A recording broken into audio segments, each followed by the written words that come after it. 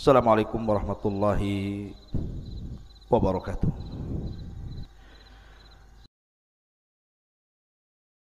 Adapun Nabi Zakaria tersebut 7 kali dalam Quran.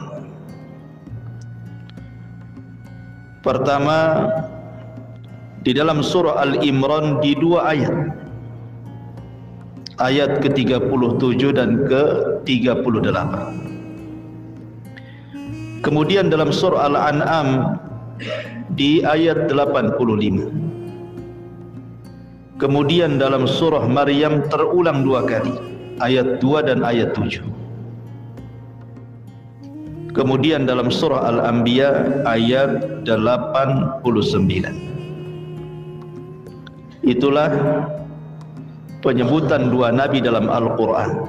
Artinya memang tidak terlalu lengkap, tetapi secara global bisa kita ceritakan. Sebagai pegangan cerita kita, untuk memahami 2 kisah Nabi ini, kita mengambil di permulaan surah Maryam,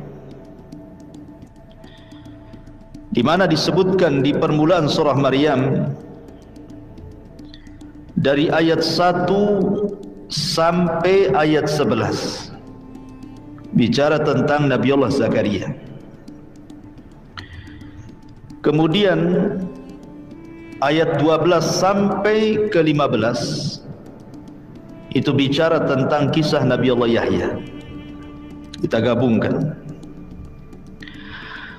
Ma'asyiral muslimin yang dimuliakan Allah Azza wa Jalla, saya tidak hendak mengkisahkan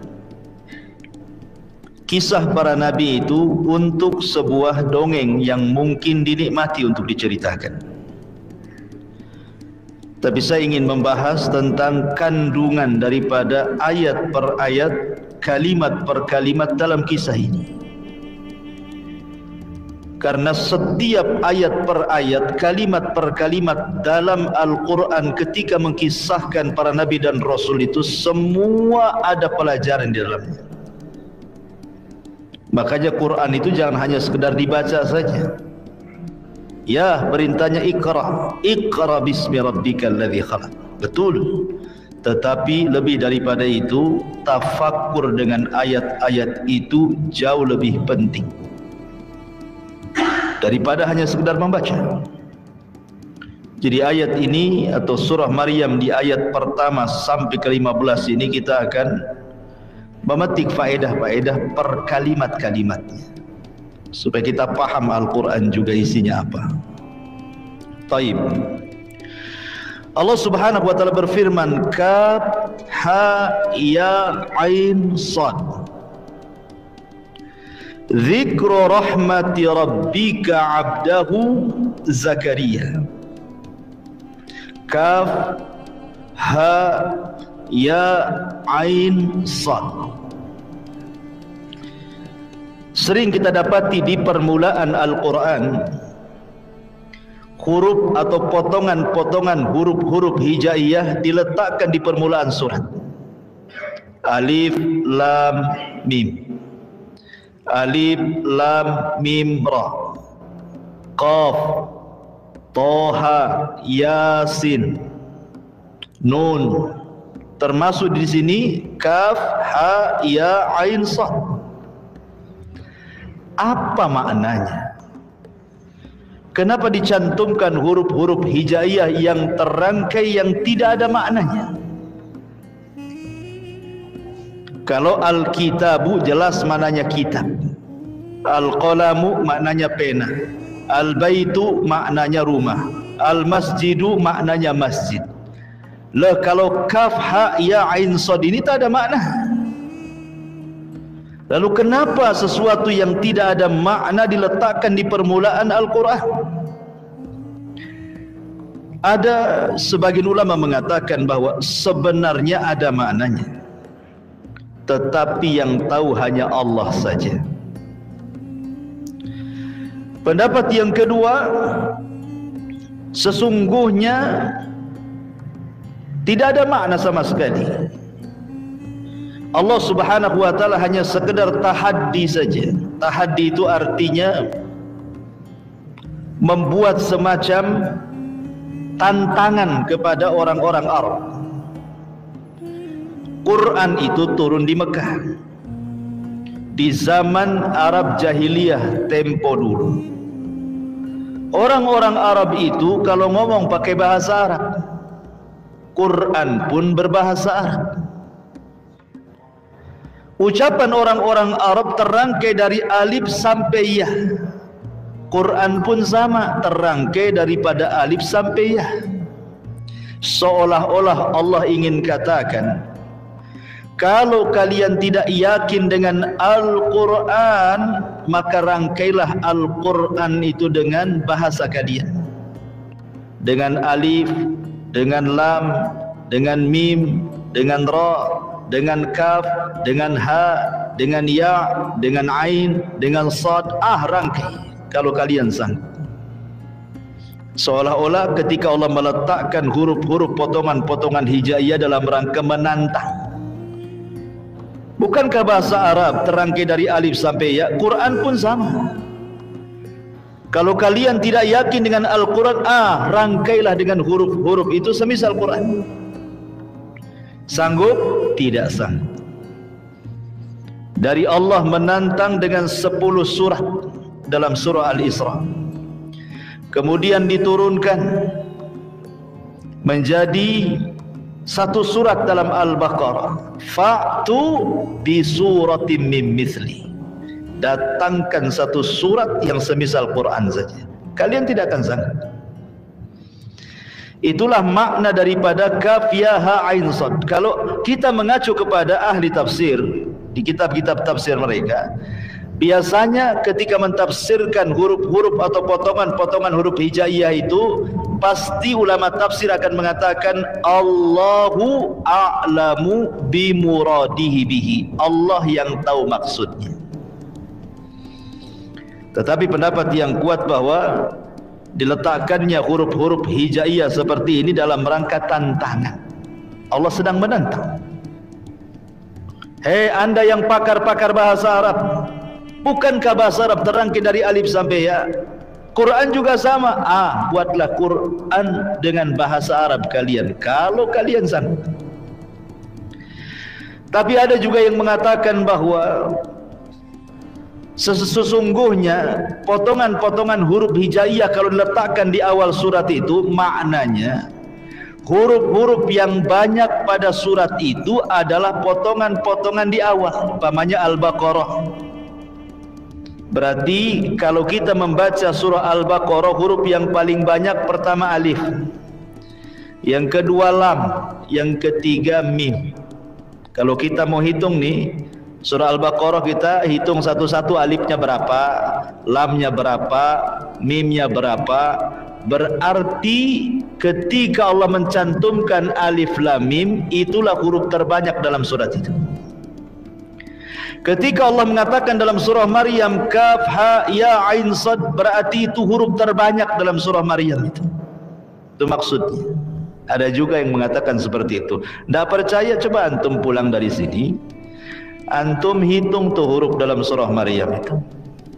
Kemudian antum pisah-pisahkan alifnya berapa, baknya berapa, taknya berapa, saknya sampai yaknya berapa. Ustaz kayak nggak ada kerjaan. Itu kerjaan.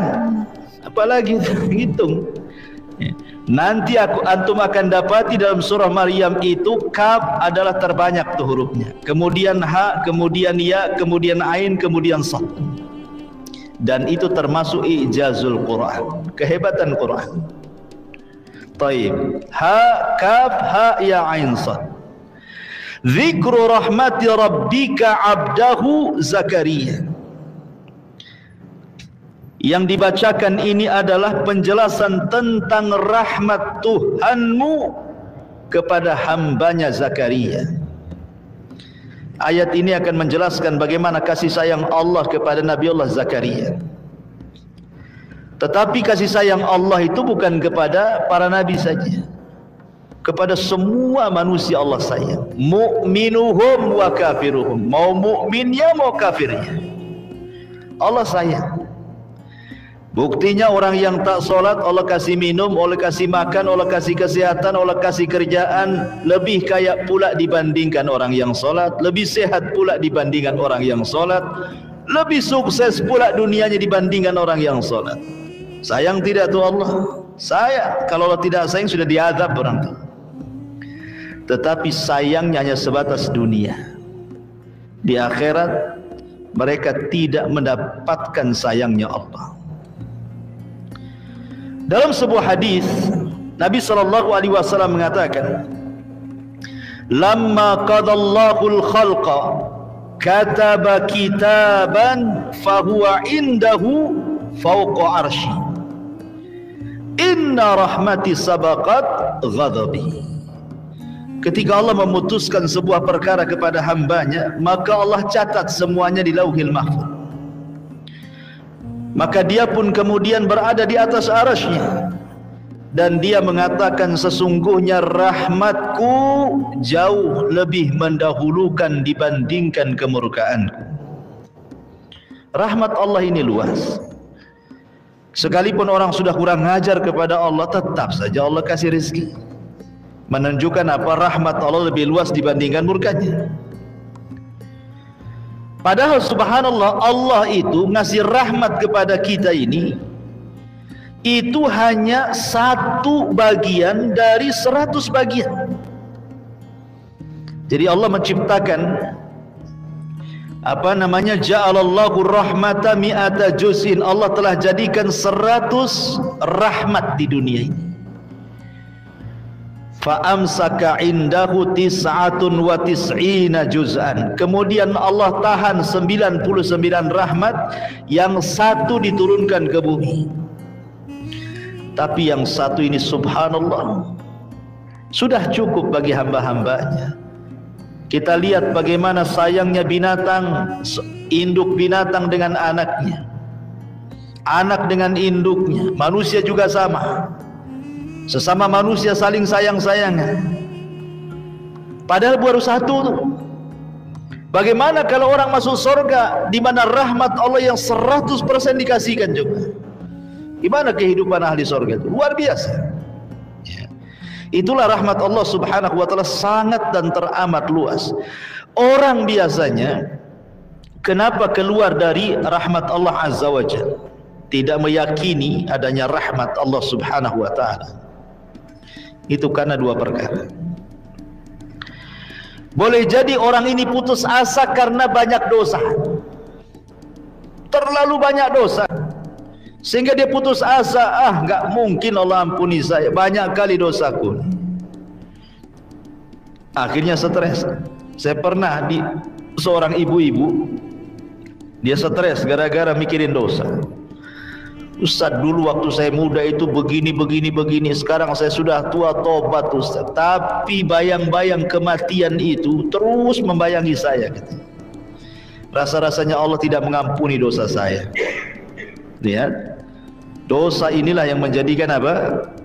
Tidak meyakini adanya rahmat. Ya.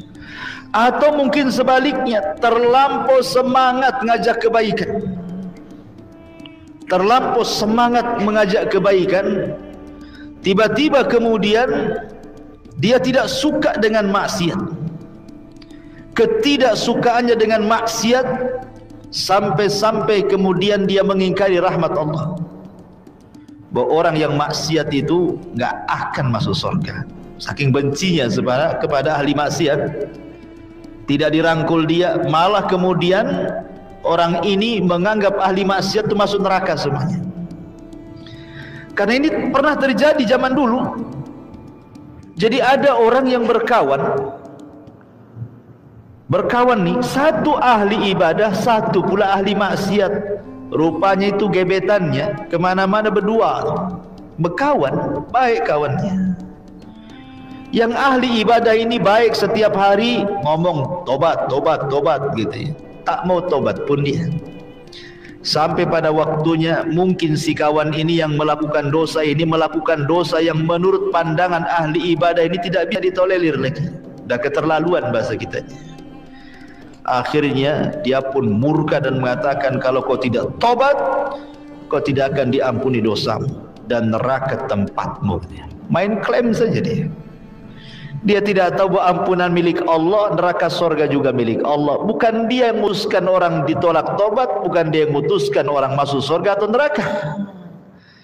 Akhirnya mengingkari rahmat Allah kan. Ya. Ma'asyiral muslimin, maka jangan terlampau bangga dengan kebaikan sehingga benci dengan keburukan. Harusnya boleh kita benci dengan maksiat, benci dengan keburukan yang dilakukan orang lain, tetapi sebaiknya kan kita rangkul mereka supaya mereka mendapatkan rahmat Allah. Kemudian ayat yang ketiga, idznada rabbahu nidaan khafiyah, yaitu tatkala Nabi Allah Zakaria berdoa kepada Tuhannya dengan suara yang sangat lirih dan lembut. Dahulu di zaman Rasul ada Arab Badui datang kepada Rasul. Kemudian dia mengatakan, ya Rasulullah, aqaribun rabbuna am ba'id? Rasul, Allah itu dekat atau jauh sih?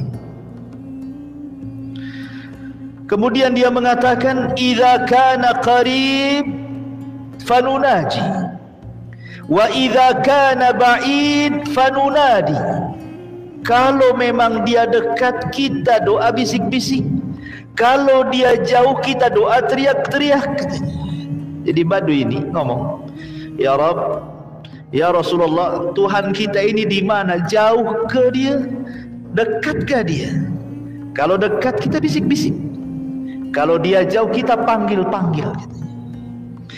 Maka Allah Subhanahu wa taala menurunkan ayat, wa idza sa'alaka ibadi anni fa inni qarib ujibu da'watad da'i idza da'an. Apabila hamba-hambaku bertanya kepadaku, katakan ya Muhammad, aku dekat. Tak perlu teriak-teriak dalam doa. Aku dekat. Namanya orang dekat, antum nih di samping antum ngomong masa teriak-teriak, disangkanya orang laut antum. Antum tinggal di pinggir pantai ya. Anak nggak budak kan itu ya. Kecuali kalau antum di sini, teman antum di sana, iyalah teriak-teriak. Sama manusia saja, kalau dekat antum teriak-teriak disangka gila antum. Walillahil masalul a'la kan. Tentu bagi Allah itu permisalan yang utama. Maka ketika Allah mengatakan apabila hambaku bertanya soal aku dekat, maknanya Allah dekat dengan kita. Sehingga ketika Allah katakan kepada Rasul aku dekat, tidak perlulah antum teriak-teriak dalam doa itu. Seperti Zakaria di sini, idznada rabbahu nidaan khafiyah, ketika dia berdoa kepada Tuhanmu dengan suara yang lembut, yang lirih. Tak perlu teriak-teriak. Ngapain teriak-teriak? Allah dekat dengan kita. Ma'asyiral muslimin yang dimuliakan Allah Subhanahu wa taala. Oleh karenanya maka di antara adab berdoa yang diajarkan Nabi sallallahu alaihi wasallam adalah berdoalah seperti Nabi Zakaria, pelan, lirih, lembut. Allah dekat, tidak jauh. Kemudian ayat yang keempat, qala rabbi inni wahanul azmu minni washta'ala ar-ra'su syaiban walam akun bidu'aika rabbi syakiyya. Zakaria berkata, ya Tuhanku, ya Rabb, sesungguhnya tulangku telah lemah dan kepalaku sudah ditumbuhi uban, dan aku belum pernah kecewa dalam berdoa kepada Engkau ya Rabb. Artinya Nabi Zakaria mengajarkan kepada kita jangan pernah bosan meminta kepada Allah. Jangan pernah bosan. Justru bosan itulah yang menjadikan doa kita ditolak, yang disebut dengan istijal. Ketika dia mengatakan da'autu falam yastajibli, aku sudah berdoa, kenapa ya Rabb kau tidak kabulkan aku? Justru kalimat itu yang menjadikan doa tidak diterima. Makanya Nabi SAW mengatakan dalam hadis Abi Hurairah radhiyallahu an, yustajabu li ahadikum ma lam ya'jal, akan diijabah setiap doa salah seorang di antara kalian selama tidak tergesa-gesa. Sahabat bertanya, apa yang dimaksud tergesa-gesa itu Rasul? Kata Rasul mengatakan, qad da'autu rabbi falam yastajibli. Aku sudah bosan ngomong ya Allah kabulkan, ya Allah kabulkan, tapi tak dikabul-kabulkan. Itulah istijal. Ucapan itu yang menjadikan doa tak diterima. Doa itu tidak ada ruginya ikhwan. Makanya sering saya katakan tidak ada yang tahu nilai sebuah doa kecuali para nabi dan orang-orang yang mengikuti para nabi. Antum doa loh, nggak ada ruginya antum berdoa itu. Karena terkadang ikhwan pengabulan itu tidak mesti cash. Terkadang pengabulan itu dengan cara apa? Dengan cara disimpan oleh Allah, kelak derajat antum diangkat di surga. Atau terkadang yang antum minta lain yang dikabulkan pula minta lain. Ada seseorang berdoa kepada Allah, mungkin dia tidak punya rumah, ingin punya rumah. Mungkin dia dipecat dari pekerjaannya, dia berdoa ya Allah mungkin ada perusahaan lain yang menerima saya. Tiba-tiba tidak dikabul-kabulkan, tetap saja dia nganggur. Rupanya ada yang ngajak yuk kita kerja. Di mana? Di bangunan. Rupanya dia naik ke atas, jatuh dari ketinggian. Subhanallah, tidak mati, lecet sedikit, sama betadin aja sembuh dia. Secara logika nih kalau jatuh dari ketinggian harusnya dia mati, minimalnya patah tulang, masuk rumah sakit. Rupanya itu pengabulan doanya. Minta rumah, dikasih diselamatkan dari jatuh dari ketinggian. Sebab kalau seandainya dikabulkan rumahnya, dikabulkan nih oleh Allah, dikasih rumah dia, tiba-tiba dia jatuh saat kerja, patah tulang, ringsek badan, masuk rumah sakit, rumah dijual untuk obat dia, sembuh tak? Belum tentu sembuh, rumah pula sudah ludas. Kan begitu ya. Jadi terkadang apa yang kita minta lain, yang dikabulkan lain. Begitulah Allah cara pengabulan doa tuh. Ya. Lah Nabi Zakaria ini mengajarkan kepada kita, dia mengatakan dengan cara seperti anak meminta kepada orang tua seperti apalah. Coba kalau anak antum meminta mainan sama antum, kadang ada anak itu yang guling-guling, kalau tidak dituruti bisa nangis sepanjang malam tuh. Karena anak itu lebih cinta mainan dibandingkan antum. Nggak apa-apa lah ibunya di dapur tak nampak, jangan main tak nampak. Kalau mainan tak nampak ngamuk deh. Artinya bahwa mengeluhlah kepada Allah. Yang buat masalah itu Allah, yang menghilangkan masalah juga Allah. Jangan pula kalau ada masalah ngeluhnya di mana? Di Facebook. Aku lagi galau. Untuk apalah? Aku lagi galau. Emangnya kemudian Facebook menghilangkan galau kita? Tidak juga. Ya. Aku lagi banyak masalah. Ya. Tidak perlu ditulis di status lo, tidak ada perlunya. Karena yang namanya Facebook, Instagram tidak akan mengangkat kesulitan kita. Harusnya ketika ada masalah pertama kali itu angkat kedua tangan, ya Rabb. Nah, harusnya begitu. Dia yang menurunkan masalah, dia yang akan menghilangkan masalah. Lihat Nabi Zakaria mengajarkan doa itu seperti itu. Ma'asyiral muslimin yang dimuliakan Allah Subhanahu wa taala. Di sini Nabi Zakaria mengatakan, ya Tuhanku sesungguhnya tulangku telah lemah. Maknanya Zakaria sudah tua. Kemudian kepalaku telah ditumbuhi uban. Ingat, uban itu adalah salah satu perkara yang bisa mengingatkan akan kematian. Uban itu perkara yang bisa mengingatkan kepada kematian.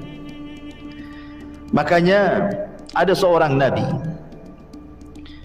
ketika dia mau meninggal, dia meminta kepada Allah untuk dikirimkan alamatnya supaya tahu dia sudah dekat ajalnya.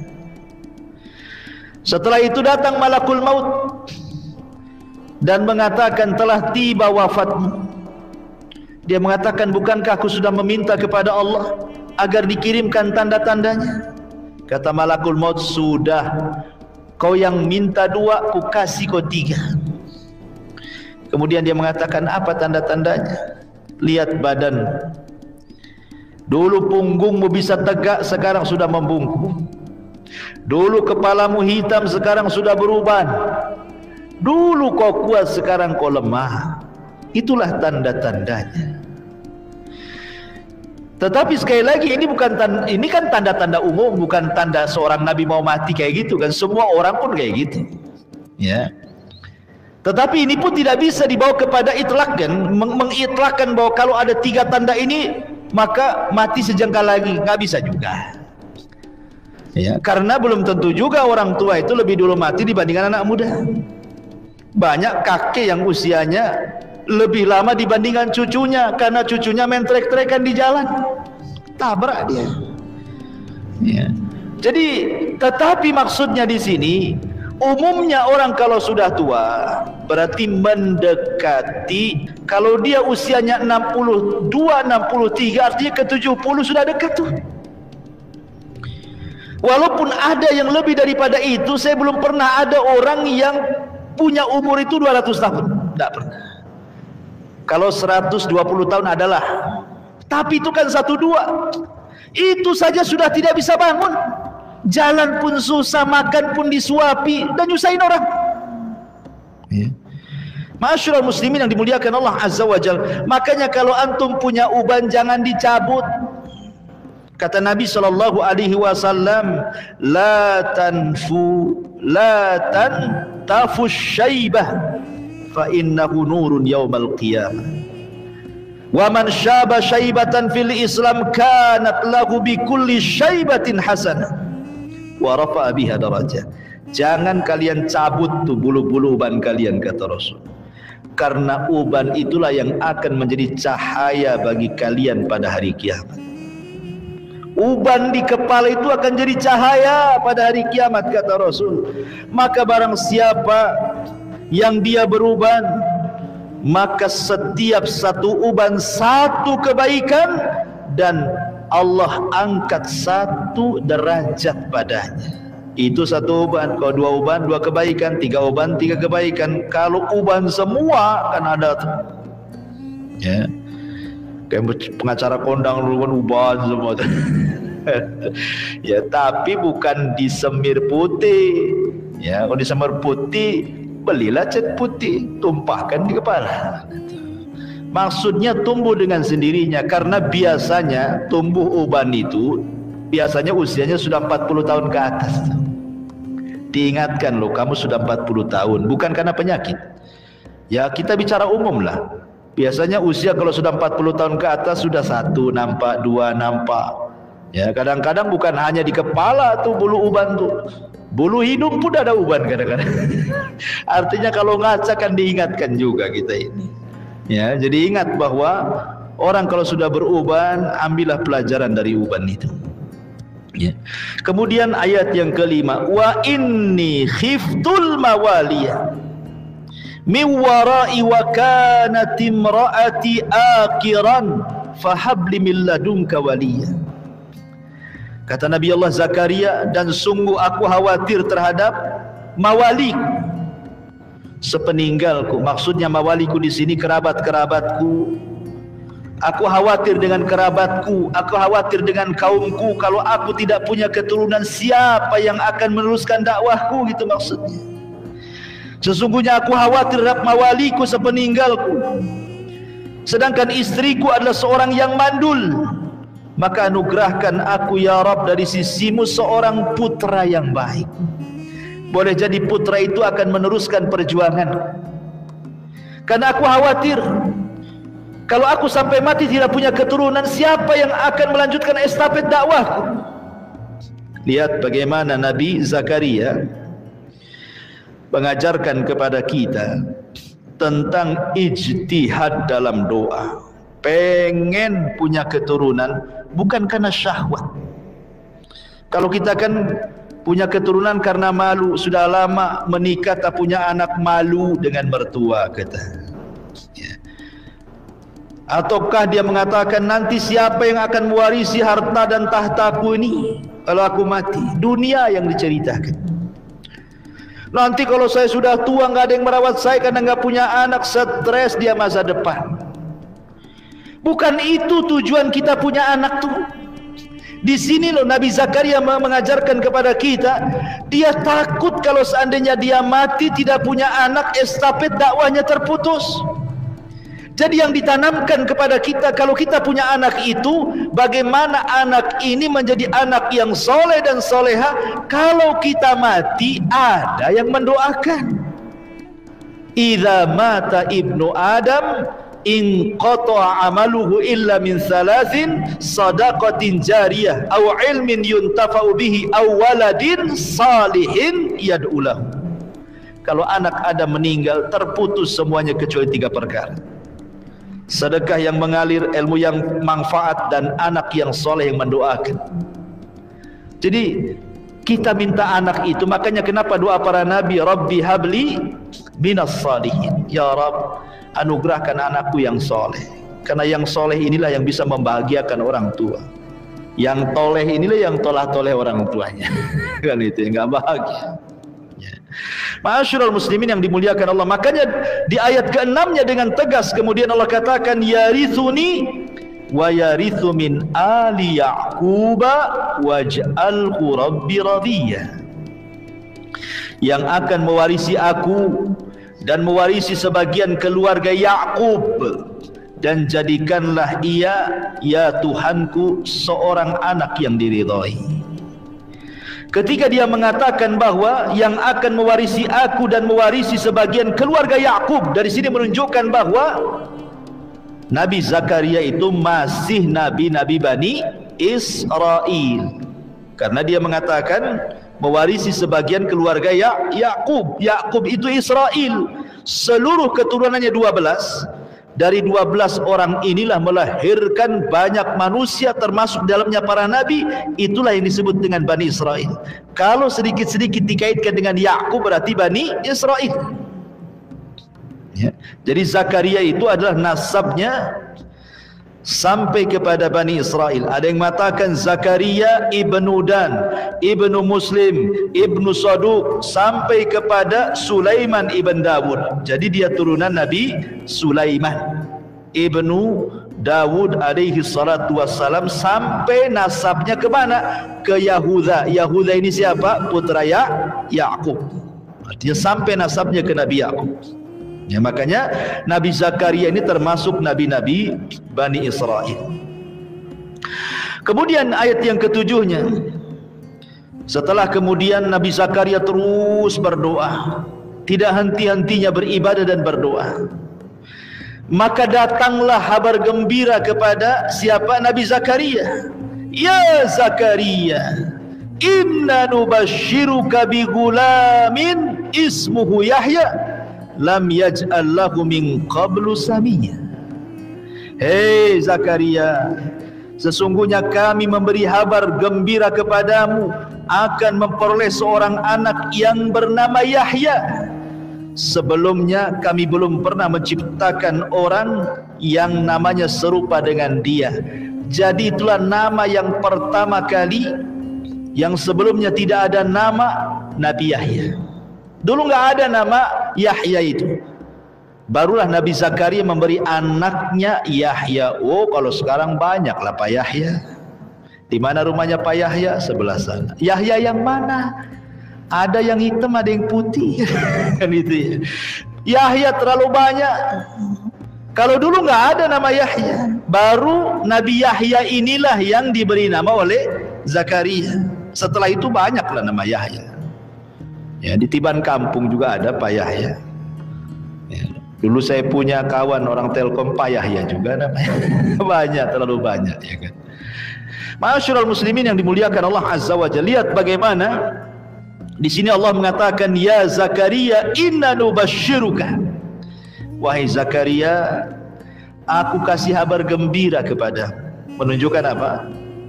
Bahwa anak itu nikmat dari Allah. Karena bahasanya Allah kasih kabar gembira, berarti anak itu yang menggembirakan orang tua. Makanya kenapa Allah Subhanahu wa taala menyebutkan dalam surah Al-Kahfi ayat 46, al-malu wal banun zinatul hayatid dunya. Harta dan anak-anak itu perhiasan bagi kehidupan dunia.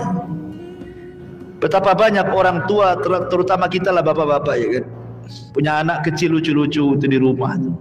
Antum sudah lelah kerja dari pagi sampai malam, pulang istri antum walaupun sudah dandan tak ditengoknya, anak antum pula mana si anu katanya. Apalagi belum tidur, wow, digendong hilang semua lelah capek itu. Begitulah anak kadang-kadang jadi obat. Tak perlu antum minum jamu supaya hilang capek-capek. Tengok anak saja senang, hilang capek semua. Karena apa? Itu nikmat kan? Nikmat dari Allah. Nikmat dari Allah. Karena anak kecil yang lucu itu tidak akan membuat dongkol suaminya. Beda dengan istri antum. Udah lelah kerja pulang, istri senyum pun tidak. Baju yang dipakai malam itu pula baju yang dipakai untuk masak pagi hari. So, mandi pun tidak. Belum lagi ngomelnya. Enggak. Kalau anak-anak kan tidak. Ya lucu, ya lucu. Marahnya anak-anak pun lucu, apalagi lucunya istri. Lucunya ada, ketika marah dongkolnya ada. Baru masuk rumah mau keluar lagi gitu. Ini apa-apaan ini? Makanya anak itu dijadikan oleh Allah obat bagi orang tuanya. Nikmat ikhwan, nikmat yang luar biasa. Zuyyina lin-nasi hubbus syahawati minan nisa'i wal banin. Karena memang cinta kepada anak itu bagian dari syahwat kita. Senang, ya. Nengok anak itu senang gitu. Itu nikmat pemberian dari Allah Subhanahu wa taala. Makanya musibah terbesar dalam kehidupan ini, orang tua meninggal musibah, pasangan meninggal musibah, tapi anak meninggal jauh lebih berat lagi musibah. Makanya Nabi SAW sampai nangis ketika meninggal Ibrahim. Sampai Abdurrahman ibn Auf mengatakan, ya Rasulullah, ma yubki, kenapa anda menangis? Kata Nabi SAW, ya Abdurrahman, innal aina la tadma, wa innal qalba la tahzan, wa inna bifiraqika ya Ibrahim la mahzunun, wa ma naqulu illa ma yarda rabbuna. Abdurrahman, namanya mata itu ya bisalah meneteskan air mata, namanya hati bisa sedih. Perpisahanku dengan Ibrahim menyesakkan dada bagiku, tapi aku tidak pernah mengucapkan sesuatu kecuali yang Allah ridhai. Itu tabiat. Orang nangis itu manusiawi. Yang tidak boleh itu niyaha, jerit-jerit, guling-guling, motong rambut, jambak-jambak gitu ya, teriak-teriak, nolak takdir, itu yang tak boleh. Itu niyaha namanya, ya. Ma'asyiral muslimin yang dimuliakan Allah Azza wa Jalla. Makanya kemudian kalau punya anak syukuri. Banyak orang yang tidak punya anak berpuluh-puluh tahun dia menikah, sudah ke dokter, sudah ke sinse, sudah ke herbal, sudah ke obat-obatan, dirangsang dengan macam-macam rangsangan pun tidak punya anak. Sedihlah dia. Kata istrinya, bang nikah lagi jalan bang. Nikah lagi tak punya anak juga. Istri keduanya nikah lagi, bang, nikah lagi tak punya. Memang dia yang mandul. Mau 100 perempuan dia nikahnya tetap aja dia tak punya anak gitu kan. Ya itu kan alasan jelas, karena disuruh sama istri. Antum anak 10 pula diam-diam kawin lagi. Ma'asyiral muslimin yang dimuliakan Allah Subhanahu wa taala. Kemudian Allah Subhanahu wa taala mengatakan dalam ayat ke-8-nya, qala rabbi anna yakunu li gulamun wa kanat imraati aqiran wa qad balagat minal kibari itiya. Zakaria berkata, ya Tuhanku, bagaimana akan ada anak bagiku padahal istriku adalah seorang yang mandul, dan aku sendiri sesungguhnya sudah mencapai umur yang sangat tua renta. Mustahil, aku sudah tua 100 lebih, istriku juga sudah tua mandul lagi. Macam mana kau akan berikan anak kepadaku? Zakaria tidak hendak mengajarkan kepada kita keraguan akan kudrah dan iradah Allah. Tidak, Zakaria tidak ragu-ragu. Cuman kan dia semacam kayaknya nggak yakin, nggak, mustahil aku sudah tua ini mandul kok punya anak, itu gimana ceritanya? Tapi Allah Subhanahu wa taala kemudian mengatakan, qala kadzalika qala rabbuk huwa 'alayya hayyin wa qad khalaqtuka min qablu wa lam taku syai'a. Tuhan berfirman, demikianlah Tuhan. Jadi Allah Subhanahu wa taala mengatakan, Tuhan berfirman, demikianlah hal itu adalah mudah bagiku, kata Allah. Dan sesungguhnya telah aku ciptakan kamu sebelum itu, padahal kamu di waktu itu belum ada sama sekali. Seolah-olah ingin mengatakan, kau jangan berpikir bahwa aku tidak sanggup memberikan anak kepadamu. Loh, dulu semasa engkau tidak ada, loh, siapa yang menciptakan kamu? Kan aku juga, apalagi menciptakan anakmu. Bukankah Allah mengatakan, hal ata 'alal insan hinun minad dahri lam yakun syai'a mazkur. Bukankah pernah datang kepada manusia waktu di masa yang ketika itu belum merupakan sesuatu yang dapat disebut, belum ada si anu, tiba-tiba Allah ciptakan si anu ini. Ya. Dari sini ada pelajaran besar, ikhwan. Jangan pernah menganggap sesuatu yang mustahil bagi kita tidak mungkin bagi Allah.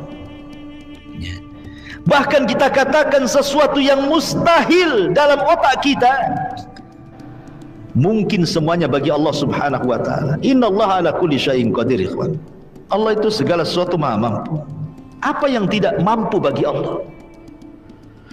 Ma'asyiral muslimin yang dimuliakan Allah. Kemudian ayat 10-nya, qala rabbi ij'al li ayah. Kalau begitu ya Rabb, berikan aku tanda kalau aku ini punya anak. Qala ayatuka alla tukalliman nas salasata ayyamin sawiyya. Tanda bagimu adalah bahwa kamu tidak dapat bercakap-cakap dengan manusia setelah 3 malam padahal kamu sehat. Ya, nanti aku akan kasih tanda-tandanya, wahai Zakaria. Kalau tiba-tiba kau bisu mendadak, ngomong nggak bisa, hanya bisa dengan isyarat atau tulisan, berarti istrimu lagi hamil tuh. Kalau tiba-tiba kau bisu, nggak bisa apa-apa, nggak ngomong, lagi hamil tuh istri. Ustadz, saya lagi sariawan, Ustadz. Ya, jadi istri saya hamil nih. Karena istri saya udah sakit-sakit perut tuh, ya. Sakit-sakit badan, mau itu tanda-tandanya itu. Beli tespek besoknya. Pas di tespek rupanya keluar darah merah, lagi haid rupanya. Subhanallah, ikhwan. Ya. Jadi ini Allah Subhanahu wa taala yang katakan kepada Nabi Zakaria, nanti ku kirim tanda-tandanya. Kalau kau bisu, kau sudah tak bisa cakap-cakap lagi, mau ngumpul susah mau ngomong, itulah tanda-tandanya istrimu lagi hamil. Berapa hari ya Rabb? 3 hari. Kau bisu 3 hari, kau tak bisa ngomong 3 hari. Kalau 3 hari kau tak bisa ngomong, susah mau ngomong, periksakan istrimu sedang hamil. Fa kharaja ala qaumihi minal mihrab fa auha ilaihim an sabbihu bukratan wa asiyya. Maka ia keluar dari mihrabnya menuju kaumnya. Lalu ia memberi isyarat kepada mereka, hendaklah kalian bertasbih di waktu pagi dan petang. Bahagia Zakaria, meminta kepada murid-muridnya Bani Israel, bertasbihlah kalian, aku sedang bahagia, kata. Ikhwan, Nabi Zakaria alaihi salatu wassalam, kenapa dia ketika meminta anak makin semangat itu? Sebenarnya ada kisah lain, tapi ayat selanjutnya ketika kita bicara tentang kisah Nabi Isa kemarin kan, Zakaria ini kan mengasuh Maryam Azra. Kemudian Maryam ini anak kecil yang dididik oleh para nabi, para ulama dan ahli ibadah yang ada di Baitul Maqdis. Diletakkanlah di sebuah mihrab. Mihrab itu bukan kayak gini ya, ini mihrab juga. Maksudnya mihrab ini kalau ini sebuah ruangan, kemudian di situ ada ranjang bertingkat, ya kan? Kemudian ranjangnya ditempel di tembok sebelah sana, kita tidak bisa naik kecuali naik tangga. Nah, itulah mihrab. Jadi Maryam itu tidur di situ, zikir di situ, ibadah di situ. Jadi suatu hari Nabi Zakaria ini, falamma dakhala Zakaria al-mihraba wajada indaha rizqah. Tiba-tiba Nabi Zakaria mendapatkan rizqah, banyak makanan, terutama buah-buahan. Yang anehnya lagi, buah-buahan itu yang tidak ada di musim dingin, ada pula di musim dingin. Tidak ada di musim panas, ada pula di musim panas.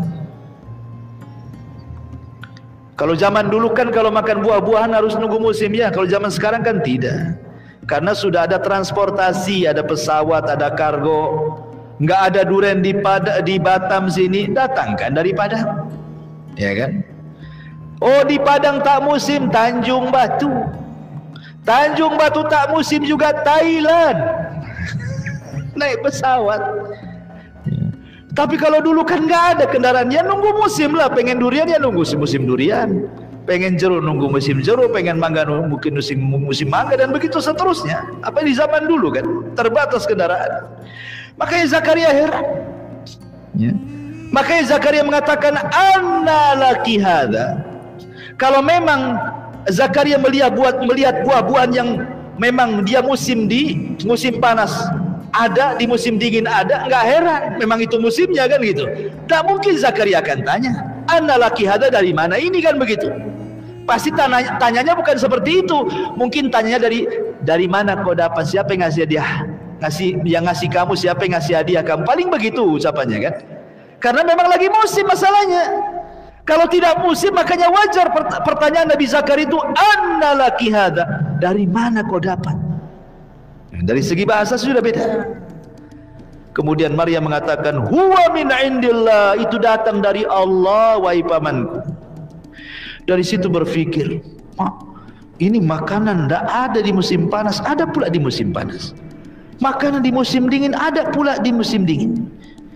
Akhirnya Nabi Zakaria berpikir, kalau makanan di musim panas ada di musim dingin, makanan di musim dingin ada di musim panas, tidak mustahil.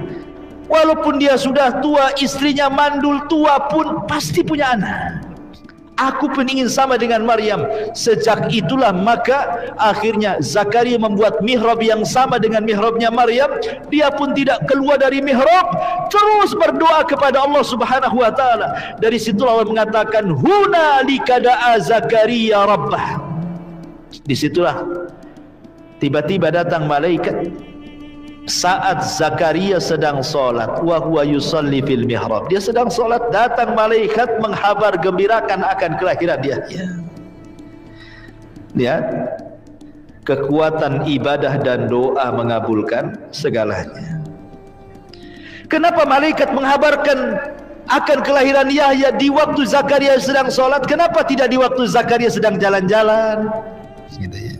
Kalau sekarang lagi main futsal, kalau sekarang mungkin antum lagi ke pantai atau kemana gitu ya, lagi makan, ini lagi sholat dikasih kabar. Menunjukkan bahwa sholat itu sangat membantu menyelesaikan masalah.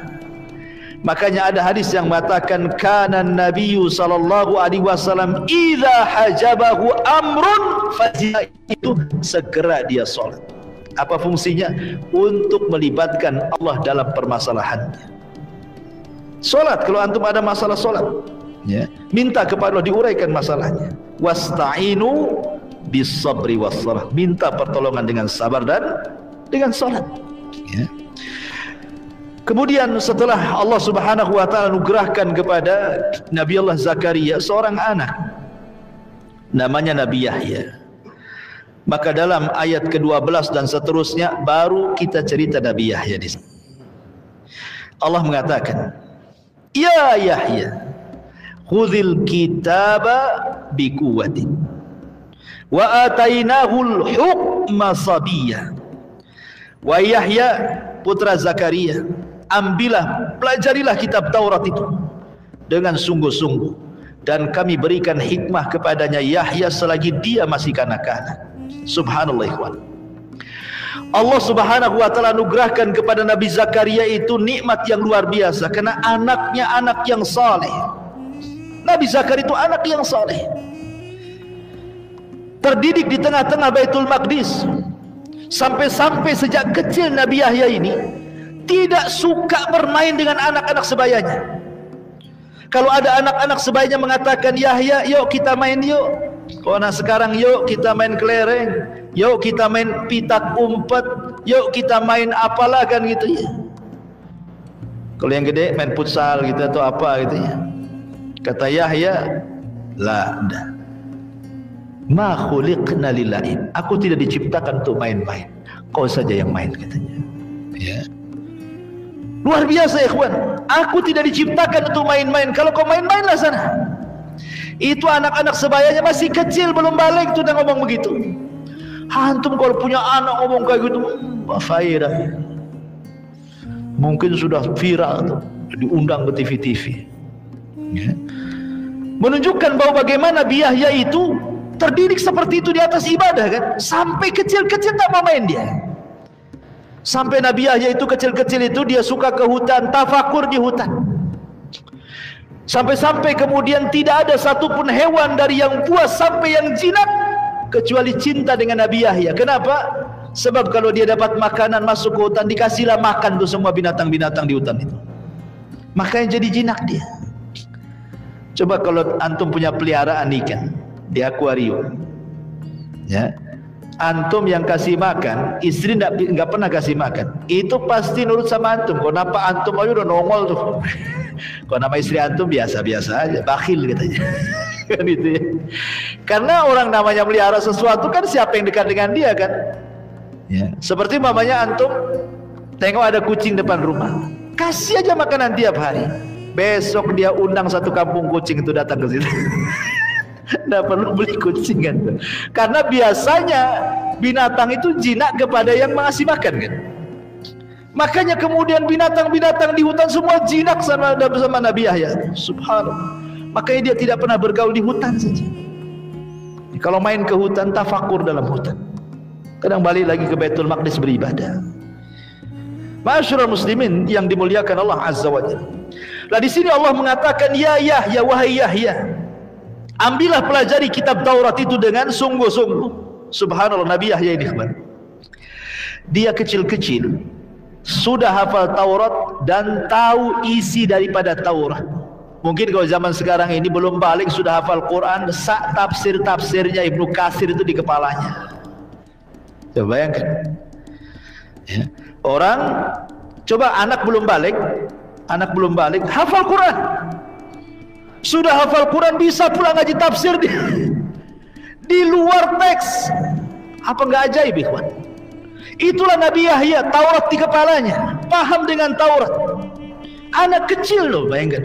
Makanya Allah mengatakan apa? Wa atainahul hukma sabiyya. Kami berikan hikmah kepada Yahya selagi dia masih kanak-kanak lagi. Ya. Makanya Allah Subhanahu wa taala di permulaan ayat mengatakan, "Ya Yahya khudil kitab." Wa Yahya, ambil pelajari kitab Taurat dengan sungguh-sungguh. Dari sini menunjukkan bahwa kunci sukses itu adalah sungguh-sungguh. Kalau anak-anak antum yang di pesantren, yang di pondok itu, ya, kasih semangat. Ceritakan Nabi Yahya ini. Bagaimana Nabi Yahya sungguh-sungguh beribadah kepada Allah, mempelajari Taurat. Akhirnya satu-satunya anak di zaman itu yang hafal Taurat dan paham dengan Taurat. Orang dewasa saja belum tentu.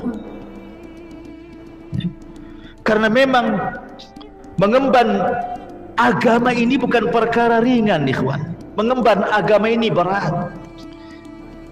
Sampai-sampai Allah mengatakan inna aradnal amanata 'alas samawati wal ardi fa'abaina wal jibal fa'abaina an yahmilnaha wa ashfaqna minha wa hamalaha al insan innahu kana zaluman jahula. Kami tawarkan amanah, kata Allah, ke gunung, ke langit, ke bumi, semuanya nolak. Manusia pula mau mengambilnya. Makanya manusia zaluman jahula, sudah zalim jahil pula. Ya. Jadi amanah mengemban Al-Quran, amanah mengemban dakwah ini berat. Gunung saja tidak sanggup, langit saja tidak sanggup, bumi yang kita pijak tidak sanggup, tapi manusia sanggup. Maknanya karena manusia punya kesungguhan. Jangan lagi cerita agama, ya. Antum kalau punya kesungguhan yang luar biasa, punya keberanian gitu ya, tidak pengecut, bisalah antum raih. Contoh para pembisnis, antum punya modal, punya skill, tak punya keberanian, nggak akanlah jadi bisnis tuh, ya kan? Sungguh-sungguh. Kemudian Allah sebutkan beberapa sifat Nabi Yahya yang luar biasa ini.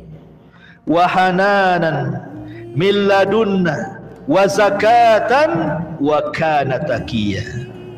Dan kami jadikan Nabi Yahya itu salah satu sifatnya adalah hananan. Anaknya penuh rasa kasih sayang kepada sesama ataupun kepada orang tua. Kalimat hanan, ikhwan, saya jelaskan sedikit. Kalimat hanan dalam bahasa Arab itu adalah ibarat daripada kasih sayang ibu kepada anak. Ya, tidak ada seorang ibu yang mencelakakan anaknya, kan? Tidak ada ceritanya. Sak marah-marahnya ibu kepada anak itu karena kasihan dengan anaknya. Karena cintanya seorang ibu kepada anak itu sepanjang masa, tidak akan terhenti. Itu kalimat hanan dalam Al-Quran. Lah kenapa Nabi Yahya disifati dengan hanan? Seolah-olah Allah ingin mengatakan kelembutan hati Yahya selembut seorang ibu sayang dengan anaknya. Begitulah kelembutan Nabi Yahya kepada sesamanya, apalagi kepada orang tuanya. Sangat-sangat berbuat baik kepada orang tuanya. Kenapa demikian? Karena Zakaria sudah tua, kemudian juga ibunya sudah tua, maka dia tahu muamalah, bagaimana caranya menghormati orang tuanya. Begitulah sifat hanan itu maksudnya.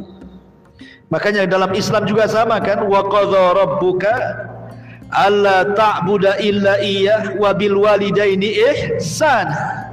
Imma yablughannaka indakal kibara ahaduhuma aw kilahuma fala taqul lahumā uffin wa la tanharhumā wa qul lahumā qawlan karīmā wahfidh lahumā janāha adh-dhulli minar rahmah wa qur rabbirhamhumā kama rabbayani shaghira. Itu dalam Islam diajarkan. Ya, dan Tuhanmu telah memerintahkan agar kamu jangan menyembah kecuali kepada Dia, dan hendaklah berbuat baik kepada kedua ibu bapa kalian. Jika salah seorang di antara bapa ibu kalian sudah tua atau salah satu dari keduanya, maka jangan ucapkan kalimat ah saja tidak boleh, apalagi sampai membentaknya. Katakan kepada keduanya kalimat yang baik. Rendahkan dirimu, jangan menyombongkan terhadap keduanya dengan penuh kasih sayang, ya. Dan ucapkanlah, wahai Tuhanku, sayangilah kedua orang tuaku sebagaimana dia dulu pernah menyayangi aku dan merawat aku sedari kecil. Ya. Ma'asyiral muslimin yang dimuliakan, itulah sifat siapa? Nabi Yahya, hanan. Sangat lembut hatinya, cinta betul sama orang tuanya karena tahu orang tuanya sudah tua. Ya. Makanya kalau antum punya orang tua yang sudah tua, sayangi mereka. Kemudian bukan hanya hanan, wa zakatan, bersih hatinya. Tidak ada keinginan berbuat dosa, karena biasanya orang berbuat dosa itu berawal dari hati itu. Keinginan untuk melakukan, keinginan untuk memandang, keinginan untuk mendengar, keinginan untuk melangkah. Jadilah dia ahli maksiat. Nabi Yahya berusaha membersihkan hatinya. Subhanallah. Sampai-sampai dalam sebuah hadis, walaupun hadis ini ada yang mengatakan tidak sahih gitu ya, pada hari kiamat semua orang akan membuat tanda bahwa dia melakukan dosa kecuali Nabi Yahya. Semua orang akan membawa tanda bahwa dia pernah melakukan dosa pada hari kiamat di hadapan Allah, kecuali Nabi Yahya tidak ada tandanya, karena dia tidak pernah berbuat dosa. Hatinya jernih, bersih, dari kecil memang dia orang baik. Kemudian di antara sifat yang ketiganya, Allah mengatakan wa hanana min ladunna wa zakatan wa kana taqiyya. Nabi Yahya itu orang yang bertakwa. Takwa itu artinya takut. Takut kepada siapa? Takut kepada Allah. Umar bin Khattab pernah ditanya, Umar, makna takwa itu apa sih sebenarnya? Kata Umar bin Khattab begini, kalau seandainya aku kau suruh berangkat ke arah sini, tiba-tiba di jalan banyak beling, banyak paku, banyak duri, banyak macam-macam, kira-kira main terabas saja atau kau hati-hati? Pasti akan hati-hati kan? Seperti itulah takwa. Di mana-mana banyak maksiat, hati-hati, jangan sampai jatuh ke situ. Ali bin Abi Thalib radhiyallahu anhu ditanya soal takwa, apa kata Ali? Kata Ali radhiyallahu anhu, takwa adalah al-khawfu minal jalil, wal amalu bitanzil, wal qana'atu bil qalil, wal isti'dad li yaumir rahim. Takwa itu takut kepada Allah, beramal dengan Quran Sunnah, redha dengan pemberian walaupun sedikit, dan persiapan untuk hari yang sangat melelahkan setelah kematian. Itulah takwa. Ya. Jadi Yahya ini disifati dengan takwa. Kemudian bukan itu saja, wa barram biwalidayhi. Dia anak yang sangat berbakti kepada orang tuanya. Walam yakun jabbaran asiyya. Dan dia bukan orang yang sombong kepada orang tuanya, lagi durhaka kepada orang tuanya. Lihat, ada perbedaan Al-Quran ketika Allah subhanahu wa ta'ala mensifati Nabi Isa dengan ketika mensifati Nabi Yahya. Kalau Allah subhanahu wa ta'ala ketika mensifati Nabi Isa, gimana bahasanya? Wa barran biwalidati walam yaj'alni jabbaran syakiyah. Dan Nabi Isa itu sangat berbuat baik kepada ibunya, karena tidak punya bapa dia, kepada ibunya. Dan Allah tidak jadikan dia seorang anak yang sombong lagi celaka. Tapi ketika Allah mensifati Nabi Yahya, wa barram biwalidayhi wa lam yakun jabbaran asiyya. Dan Nabi Yahya orang yang sangat berbuat baik kepada orang tua, dan dia tidak sombong dan juga tidak durhaka. Ketika bicara Nabi Yahya menggunakan kalimat asiyah, ketika bicara tentang Nabi Isa menggunakan kalimat syakiyah. Yang satu durhaka, yang satu celaka. Tentu celaka di atas durhaka. Kenapa kemudian Allah mensifati Nabi Isa, dia tidak pernah celaka, artinya tidak pernah berbuat jahat kepada ibundanya. Ketika menyebutkan Nabi Yahya, Allah katakan Isya, dia tidak pernah durhaka. Artinya tingkatan syakiyah lebih tinggi dibandingkan tingkatan asiyah. Jawabannya, karena Nabi Isa itu tidak punya orang tua kecuali satu, ibunya saja. Kalau seandainya Isa sampai menyakiti ibunya, itu kedurhakaan yang luar biasa. Tetapi Nabi Yahya ini masih dua orang tuanya, ya kan? Masih ada Zakaria, masih ada ibundanya. Kalau seandainya nih seorang anak masih utuh kedua orang tuanya, kemudian anak ini kurang ngajar dengan ibunya sampai ibunya sakit hati dan sangat mendalam sakitnya, masihlah ada yang menghibur suaminya. Paham ya? Atau seorang anak kurang ngajar dengan bapaknya, masihlah ada yang menghibur bapaknya sama istrinya. Masih ada lah itu kan, tak sakit kali itu. Tapi kalau orang tua tinggal satu, kemudian antum sakiti, siapa yang bisa menghibur dia, ikhwan? Yang ada bunuh diri dia. Makanya kenapa tingkatan durhaka kepada orang tua yang hanya tinggal satu, apakah itu bapak ataukah ibu, itu lebih jahat, lebih besar dosanya dibandingkan durhaka kepada salah satu orang tuanya tetapi masih hidup kedua-duanya. Bisa dipahami di sini. Begitulah tafsirnya. Ya. Ma'asyiral muslimin yang dimuliakan Allah Subhanahu wa taala. Kemudian Allah Subhanahu wa taala katakan di ayat selanjutnya,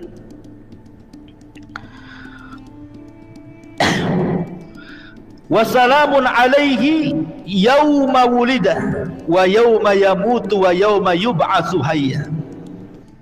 Dan kesejahteraan bagi Yahya pada hari dilahirkan, pada hari diwafatkan, dan pada hari dibangkitkan kelak di hadapan Allah. Ibnu Katsir menukilkan dua perkataan ulama besar, Sufyan Ats-Tsauri dan Sufyan ibn Uyainah. Apa kata Sufyan Ats-Tsauri? Kata Sufyan Ats-Tsauri rahimahullah tadi, dia mengatakan, demi Allah, tidak ada sesuatu yang menakutkan kecuali di 3 tempat. Perkataan yang sama juga dikatakan oleh Sufyan ibn Uyainah. Dia mengatakan, auhash ma yakunul insan fi hadhil ahwal. Sesuatu yang paling menakutkan bagi manusia itu ketika dia dihadapkan dengan 3 perkara. Kematian, kelahiran, kematian, dan kebangkitan. Manusia ini kalau dia selamat saat dilahirkan, kemudian dia selamat saat diwafatkan, kemudian dia selamat saat dibangkitkan, masuk surga dia. Ya. 3 perkara ini kita berdoa. Sebab satu saja lepas dari 3 perkara ini, orang akan celaka. Ya. Saat dilahirkan, rupanya yang besarkan bapaknya kafir, jadi dia kafir. Ya kan? Saat dilahirkan bapaknya majusi, anaknya dididik jadi majusi. Ya. Kemudian saat wafat, dia su'ul khatimah, tidak bisa mengucapkan la ilaha illallah, mati dalam kondisi su'ul khatimah. Saat dibangkitkan, dosa banyak, apa yang mau dihadapkan, dihisabkan di hadapan Allah. Makanya beruntunglah Nabi Yahya, diselamatkan saat dilahirkan, diselamatkan saat diwafatkan, diselamatkan pula saat dibangkitkan. Harusnya kita juga sama meminta kepada Allah Azza wa Jalla 3 perkara ini. Ya. Ma'asyiral muslimin yang dimuliakan Allah Subhanahu wa taala.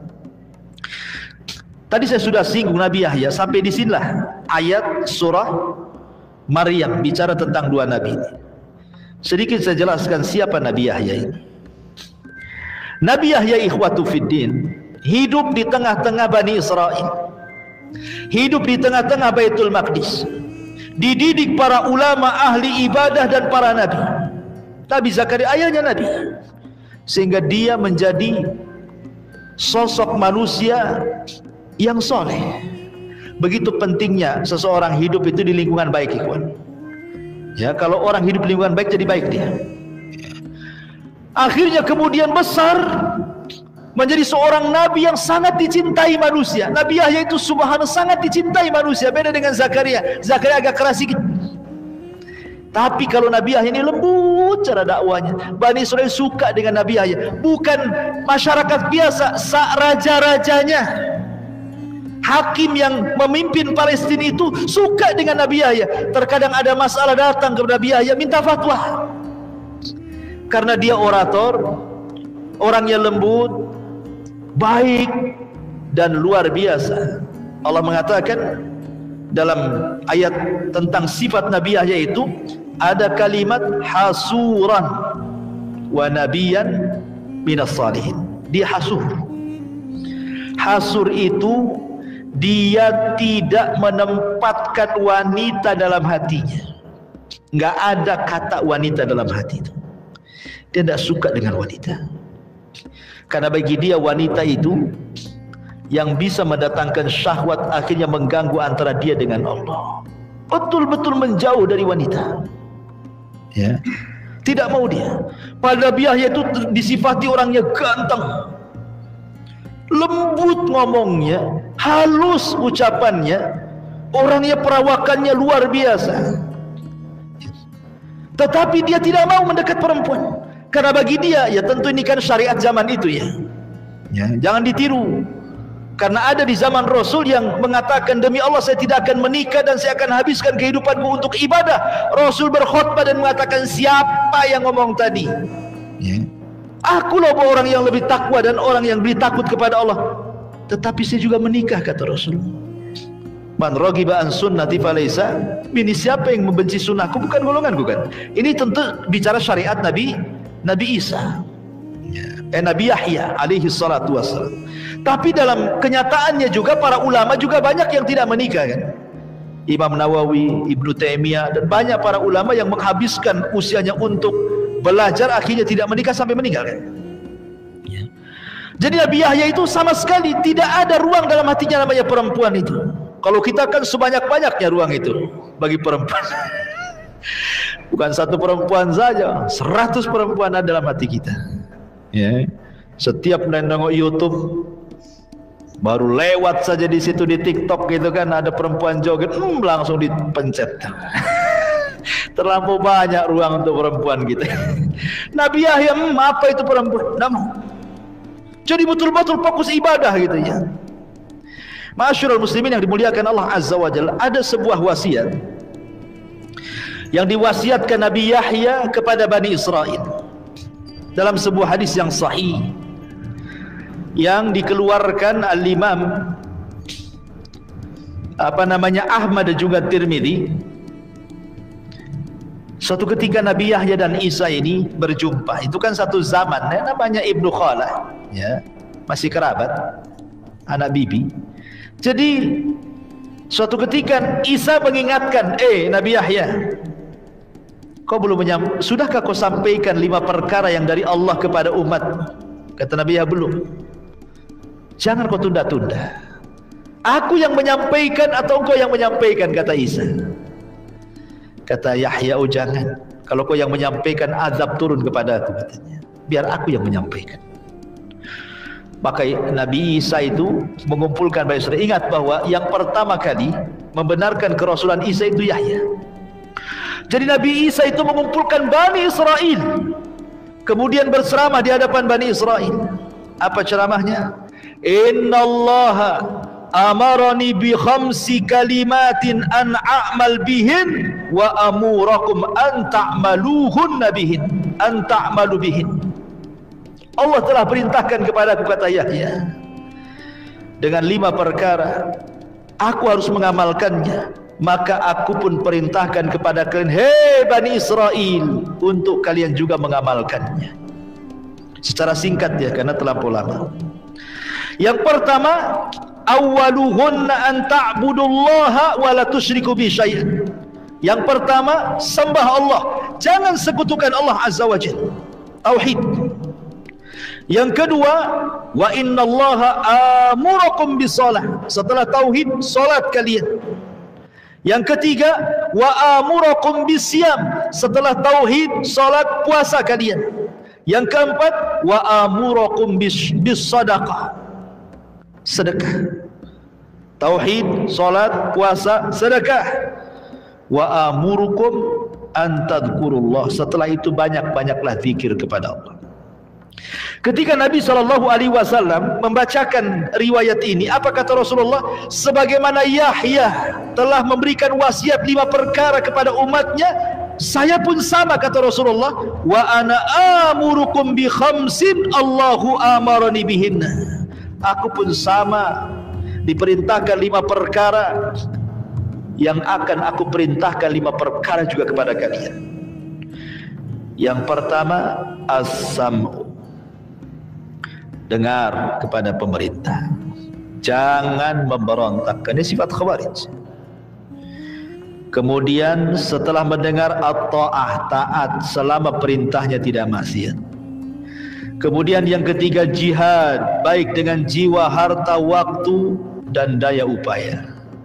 Yang keempat, wal hijrah, kemudian hijrah, hijrah dari yang baik ke yang buruk, dari negara kafir ke negara Islam, dari sifat-sifat buruk menjadi sifat-sifat baik, yang ahli maksiat jadi taat. Hijrah itu mana yang umum. Dan yang terakhir, al-jamaah, hati-hati, jangan bercerai-berai, bergabunglah dengan jamaah kaum muslimin, taati pemerintah kalian ya. Kata Nabi SAW, inilah 5 perkara, aku pun perintahkan kalian dengan 5 perkara sebagaimana Yahya memerintahkan 5 perkara. Nabi Yahya, ikhwan, dijelaskan Tentu dalam kisah Israiliyat ya, dalam hadis memang tidak dicantumkan. Namanya kisah Israiliyat itu kan sebagai pelezat saja, pelezat cerita. Kita tidak bisa mendustakan, ya tidak bisa membenarkan secara mutlak. Jadi Nabi Yahya ini jangan disinggung soal neraka surga, nangis dia. Makanya terkadang Nabi Zakaria kalau berkhutbah, tengok ada anaknya nggak? Ada anaknya. Kalau ada anaknya nggak akan disinggung ke surga. Ceramahnya yang lain. Ya. Kalau tidak ada anaknya, oh baru kemudian cerita tentang azab neraka, nikmat surga. Suatu ketika Nabi Zakaria nengok-nengok nampak tak ada anaknya. Padahal ada, tak nampak saja. Ceritalah surga neraka. Akhirnya Nabi Yahya pun menangis. Setelah kejadian itu hilang 3 hari. Masih anak-anak. Dicari ke timur, ke barat, ke selatan, tak ketemu sudah 3 hari. Gimana orang tua kehilangan anak? Rupanya Zakaria tahu kebiasaan dia suka ke hutan. Dicari dia ke hutan. Rupanya sedang gali kuburan. Dan Nabi Zakaria mengatakan, nak kemana kau ku cari 3 hari kau menghilang? Lagi apa kamu kau, untuk kuburan siapa kau gali ini? Kata Yahya, ini untukku ya Abi. Bukankah kau yang ngomong antara surga dan neraka itu ada tangisan? Siapa yang menangis maka dia masuk surga. Maka aku terus menangis sepanjang masa karena aku takut dengan kematian dan aku takut masuk neraka, katanya. Dalam Islam pun sama kan? La yalijin nar ainun bakat min khasyatillah. Tidak akan disentuh api neraka mata yang berlinang air mata karena takut kepada Allah Subhanahu wa taala. Ya. Itulah Nabi Yahya, ikhwan. Tapi sayang, di akhir hayatnya Nabi Yahya ini yang tragisnya. Ini sebagai terakhir nanti kita tutup kematiannya. Jadi Nabi Yahya alaihi salatu wasallam, ada 2 riwayat yang dijelaskan oleh sebagian ulama sejarah tentang kematian Nabi Yahya. Nabi Yahya alaihi salam itu fatwanya kan sangat didengar Bani Israel. Pemerintahan Palestina dikuasai Yahudi kala itu. Ya. Ada seorang raja sebelumnya namanya Herodus. Kemudian setelah Herodus meninggal diganti oleh Herodia. Satu Herodus, satu Herodia. Herodus inilah yang kemudian bermimpi akan lahir seorang bayi yang akan menumbangkan kekuasaannya kan. Rupanya bayi itu maksudnya Nabi Isa ibnu Maryam. Makanya karena ibunya takut Isa akan dibunuh, dilarikan ke Mesir. Setelah meninggal Herodus, barulah kemudian ibunda Maryam balik lagi ke Palestina. Kemudian pemerintahannya ganti oleh Herodia. Jadi kisah terbunuhnya atau pembunuhan kepada Nabi Yahya ini memang ada khilaf ulama. Apakah Nabi Yahya itu mati dibunuh atau mati biasa layaknya orang mati? Ya. Memang tidak tercantumkan dalam Quran atau Sunnah kan. Tetapi ada riwayat-riwayat Israiliyat dari ahli kitab bahwa jadi ada seorang raja namanya Herodia. Herodia ini kepincut dengan anak bibinya. Mungkin bahasa kita sepupu. Syariat dulu sepupu itu mahram, tidak boleh nikahi. Kalau syarat sekarang kan boleh sepupu, nikah dengan sepupu boleh. Kalau syarat Islam itu tidak ada masalah kan itu ya. Bukan mahram kalau sepupu. Kecuali ponakan tidak boleh. Tapi di zaman itu kan syariatnya berbeda. Nggak boleh nikah dengan sepupu, anak bibi. Si Raja Herodia ini sangat kepincut dengan kecantikan anak bibinya. Dan bibinya ini manusia yang paling jahat di dunia. Dia tidak suka dengan Nabi Yahya. Tidak suka. Bagaimana caranya untuk balas dendam kepada Yahya? Tak apa masalahnya. Dia tidak suka dengan Nabi Yahya. Jadi ketika kemudian Herodia ini suka dengan anaknya, dimanfaatkan orang tuanya. Ya. Bagaimana caranya supaya raja ini makin cinta? Akhirnya dibuatlah raja ini mabok, dikasihkan khamr, suruh minum. Diminum sama Raja Herodia ini. Mabok lah minum. Coba jangan minum, mabok tuh. Akhirnya kemudian kata ibunya, nak, dandan kau yang menor, dandan yang cantik, lewat ke depan raja. Lewat dia pun dengan raja. Namanya orang mabok, Tiba-tiba datang di hadapannya orang yang dicintainya, makin kuadrat tuh cintanya. Ya, orang mabok. Langsung kemudian ditangkap dan mengatakan, ayo kau harus nikah dengan saya, kau harus nikah dengan saya, katanya. Anak ini, anak gadis ini sudah diracuni oleh ibunya. Nanti kalau sang raja maksa-maksa mau nikah, kasih maharnya apa? Kepala Yahya. Akhirnya kemudian anak gadis ini mengatakan, boleh kau nikahi aku, tapi minta kepala Yahya. Kaget raja, mabok-mabok kaget. Janganlah kepala Yahya. Kalau minta duit ku kasih, ya. Minta mobil ku belikan, minta tanah hektar-hektar belakang rumah. Apa? Jangan ya, dunia sajalah. Mau apa? Mau jamrud? Mau emas, mau kuning emasnya, emas putih, ya, segala emas, emas Jawa, apa? Jangan yang lain aja lah. Jangan kemudian kepala Yahya. Karena apa? Herodia ini walaupun dia hakim Palestina, raja itu masih menghargai Nabi Yahya. Kalau ada apa-apa kan minta fatwa juga sama Yahya. Ketika mendengar kepala Yahya, terperanjat dia. Tapi kata sang gadis ini, enggak, saya nggak mau itu. Saya mau kepala Yahya saja. Kalau kau bisa, aku kawin, tak bisa, tak kawin. Akhirnya karena mabuk raja, orang mabuk, udah cinta, ada luar biasa. Prajurit, tangkap Yahya, penggal kepala, bawa sini. Orang mabuk, asal ngomong aja orang mabuk. Namanya tentara disuruh raja, ya bergeraklah. Bergerak tentara ini menuju Baitul Maqdis. Nabi Yahya ini sedang sholat di mihrabnya. Ditangkap, habis ditangkap diseret, kemudian dipenggal kepalanya. Bayangkan, dipenggal kepalanya, lepas dari badannya. Kemudian kepalanya dibawa ke istana, diletakkan di bejana emas. Parahnya ikhwan, badannya dikirim ke bapaknya Zakaria. Coba anda selaku ayah, tengok anaknya dibunuh orang, nggak ada kepalanya. Apa nggak sakitnya tembus ke dada ikhwan? Ketika kemudian kepala ini sampai di istana, diletakkan di bejana emas, ini wanita jahat ini yang mengajarkan anaknya untuk minta mahar itu ketawa dia, bahagia, kakak mungkin gitu ya ketawanya, bukan kakak lah ya, kakak lah ketawa kan itu. Akhirnya kemudian ketika dia tertawa terbahak-bahak saking bahagianya, tiba-tiba istana gempa. Al jaza min jinsil amal. Ya, jangan ngira ya, annallaha ghafilan amma ya'malu zalim. Allah itu lalai dari orang yang zalim. Nah, Allah enggak lalai. Ada balasan dari sebuah amalan.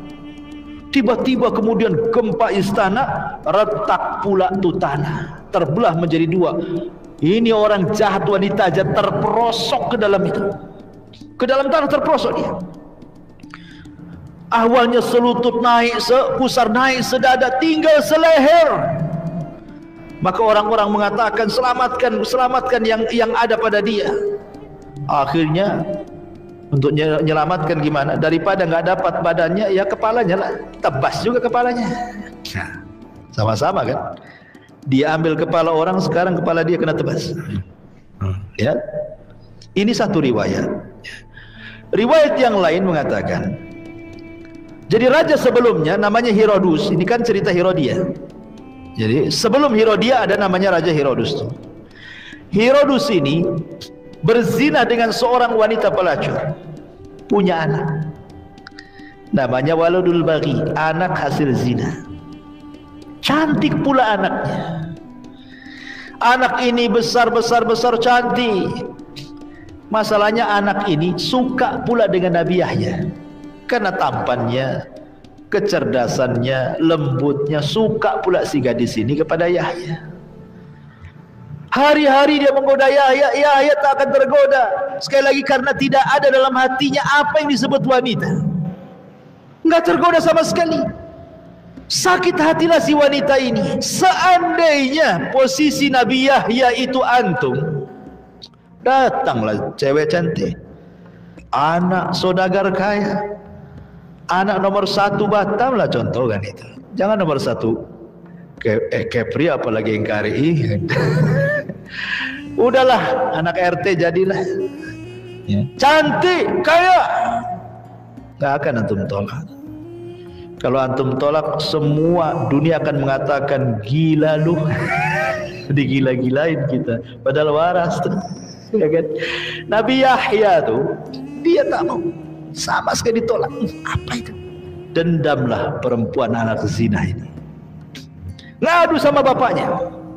Ngadu sama sama Herodus bapaknya.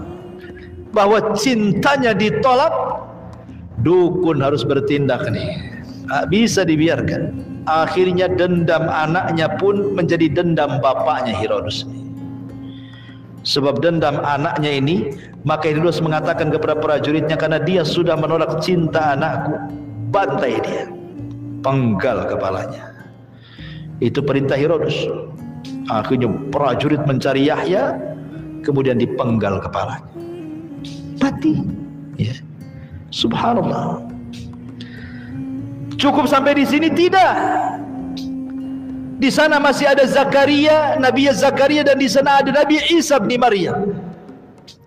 Ketika Nabi Zakaria melihat tubuh anaknya tanpa kepala, ketika Nabi Yahya mengetahui bahwa anak saudaranya mati dalam kondisi seperti itu, tentu Bani Israel marah, ikhwan. Masanya Nabi Yahya banyak. Bisa saja kemudian digerakkan oleh Zakaria ataupun oleh Isa, kan begitu. Raja takut. Nih kalau sampai ada provokator nih, habis kita di demo kan itu. Kalau begitu bunuh juga bapaknya. Emang salah apa dibunuh? Buat pasal karet. Apa pasalnya? Dia kan dulu yang ngambil Maryam. Jangan-jangan Maryam punya anak Isa itu dia pula yang menghamili. Tuduh dia yang menghamili Maryam. Dibuat tuduhan kayak gitu. Orang yang tidak bersalah, kalau dipersalahkan kan harus ada pasal, minimal pasal karet jadilah. Ya kan? Untuk menjerat dia kan. Kan tidak mungkin main tangkap, main bunuh, dia nabi loh kan. Maka raja ini dengan kecerdasannya gimana cara cari alasan untuk membunuh Zakaria. Zakaria nabi senior di situ, yang menghuni Baitul Maqdis, pengganti keluarga Imran. Orang hebat, orang banyak penggemarnya kan itu. Nggak sembarang. Sehingga yang pertama kali dilumpuhkan apanya? Namanya. Itu namanya pembunuhan karakter. Karakternya dibunuh. Oh, rupanya dia yang menzinai Maryam, punya Isa pula kan itu. Makanya Yahudi sampai sekarang masih menganggap Maryam itu berzina dan Isa itu anak zina. Ya. Akhirnya kemudian mereka pun mengepung Zakaria. Zakaria lari ke hutan. Di antara mukjizat Zakaria itu bisa membelah pohon. Dia masuk ke pohon itu, setelah belah nanti rapat lagi pohon itu. Jadi ketika kemudian di tengah hutan ada pohon memanggil-manggil, ya Zakaria, kemari, kemari, pilihlah aku sebagai tempat persembunyian. Akhirnya Zakaria pun karena melihat pohon besar, kemudian terbelah dua, masuk Zakaria di situ. Subhanallah, memang sudah takdir dari Allah. Ada iblis menjelma manusia, mengikuti Zakaria kemana. Rupanya iblis tahu pula Zakaria berada di pohon itu. Qadarullah juga bajunya nyempil keluar sedikit ketika pohon itu rapat. Bisa jadikan bukti kan buat Zakaria di situ, karena bajunya keluar sedikit. Semua tentara Herodus ini disuruh mencari Zakaria ke hutan-hutan, nggak ketemu. Gimana sembunyinya di dalam pohon? Kalau di atas pohon masih nampak, di balik pohon masih nampak bayangannya. Di dalam pohon cemana nampaknya? Pohon 1000-1000 itu dalam hutan, gimana caranya? Tapi iblis datang kepada pasukan Herodus dan mengatakan, kalau kalian ingin cari Zakaria, aku tahu mana dia. Kemudian diarahkan, no, di pohon itu. Gak percaya, tuh bajunya nongol tuh katanya. Gergaji biar mati katanya. Akhirnya betul-betul digergaji, mati. Cukup sampai di sini? Tidak, masih ada Isa. Isa masih hidup. Maka Herodus mengatakan, oh nggak bisa, ini Yahya sudah meninggal, Zakaria sudah meninggal, Isa nanti nggak mungkin diam, bantai juga dia. Subhanallah, ngerinya orang dulu ya. Dikirim pasukan. Isa ketika itu berkumpul dengan Hawariyun, 12 Hawariyun. Jibril datang memberitahu bahwa akan ada orang yang menyerang dan menangkapnya. Maka Isa mengatakan kepada orang 12 ini, mengatakan, siapa yang bisa kuserupakan wajahnya dengan wajahku, maka dia akan menjadi temanku di sorga. Tapi risikonya dia akan ditangkap, dibunuh, disalib. Tidak ada yang mau, kecuali satu orang yang paling muda, dia mau. Akhirnya sebelum pasukan datang, Isa mengatakan kepada yang 11 orang, pergi kalian sebelum pasukan datang. Ajarkan Injil yang sudah saya ajarkan kepada kalian, sebarkan agama di luar sana. Maka di rumah itu tinggal 2, Isa dan orang yang diserupakan. Ketika itu Isa tidur, kemudian Allah angkat ke langit dan Allah katakan, inni mutawaffika wa rafi'uka ilai. Kutidurkan kau Isa, ku angkat kau kepada. Maka Isa ditidurkan, diangkat ke langit. Tinggal satu orang yang serupa dengan Isa. Itulah yang ditangkap, itulah yang disalib, itulah yang dibunuh. Makanya Allah mengatakan, wa ma qataluhu wa ma sallabuhu walakin syubbiha lahu. Isa tidak ditangkap, disalib, dibunuh, tidak, tapi dia diserupakan. Jadi yang diangkat ke langit itu Isa, yang dibunuh itu bukan Isa. Isa masih hidup dan akan turun di akhir zaman. Pertanyaannya, kenapa Isa tidak nasibnya sama dengan Yahya, dipenggal kepalanya, tidak pula senasib dengan Zakaria, digergaji dalam pohon di hutan. Tapi Isa diselamatkan karena tidak mungkin ulul azmi minar rusul mati dibunuh. Siapa ulul azmi? Ibrahim, Nuh, Musa, Isa, Rasulullah. Tidak mungkin 5 nabi mati dibunuh. Ya. Karena Yahya itu nabi meneruskan syariat sebelumnya, Nabi Musa, Taurat. Sementara Isa ini bukan nabi, rasul. Setiap rasul nabi, tidak setiap nabi rasul. Membawa syariat baru. Kalau sampai dibunuh, syariatnya tidak akan disampaikan, keburu mati. Ya. Makanya diangkat ke langit. Itulah bedanya kenapa kok Isa kok tidak dibunuh, dia diangkat ke langit, karena dia seorang rasul membawa syariat baru. Tapi kalau nabi itu membawa syariat lama, kayak Yahya ini masih mengajarkan Taurat. Tapi Isa punya kitab sendiri yang namanya Injil, yang menjadi pegangan orang-orang Nasrani. Intinya begitulah musibah para nabi, dan begitulah wataknya orang Yahudi. Fariqon kadzabtum wa fariqon taqtulun. Sebagian mereka mendustakan para rasul, sebagian mereka membunuh para rasul. Wallahu a'lam bishawab. Ini yang bisa sampaikan. Subhanaka bihamdika asyhadu an la ilaha illa anta astaghfiruka wa atubu ilaik. Allah taala.